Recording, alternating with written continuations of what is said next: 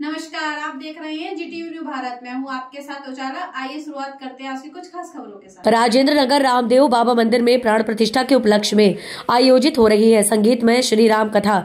कलयुग के विकारों को धोने का एकमात्र सहज साधन है श्री राम कथा। सत्य का आश्रय लेने वाला हर क्षण भगवान के संरक्षण में प्रेम भूषण महाराजगंज बासौदा। सत्य के संग रहने वाला व्यक्ति जीवन में हर क्षण भगवान के आश्रय में रहता है। जो भगवान में विश्वास रखते हैं वे सत्य के मार्ग पर चलते हुए अपनी दशा को 10 वर्षों में ही उज्जवल बना लेते हैं। सत्य का अनुसरण करने वाला व्यक्ति ऊपर उठता है और असत्य से स्वयं दूरी बन जाती है। असत्य का कोई अस्तित्व नहीं, वह थोड़े समय का धोखा और तथा व्यक्ति को अंधकार में ही ले जाता है। उक्त उद्धार प्रेम मूर्ति प्रेम भूषण जी महाराज ने धर्म सभा को संबोधित करते हुए व्यक्त किया।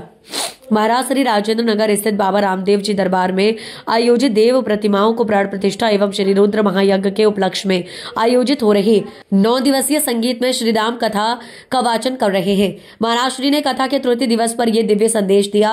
उन्होंने कहा कि हर व्यक्ति के जीवन में 10 वर्ष की एक विशेष दशा आती है।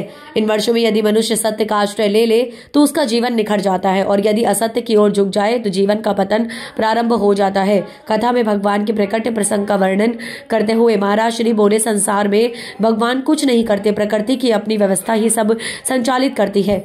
हमारा चित्त जैसा होता है वैसा ही संगति मिलती है। सत्संगी को सत्संग और कुसंगी को कुसंग शासन। उन्होंने कहा कि भगवान तक पहुंचने के लिए उन्हें मानना आवश्यक है।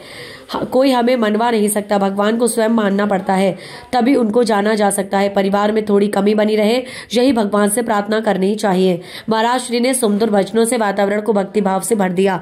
बड़ी संख्या में राम कथा प्रेमी भजनों के आनंद में झूमते नजर आए।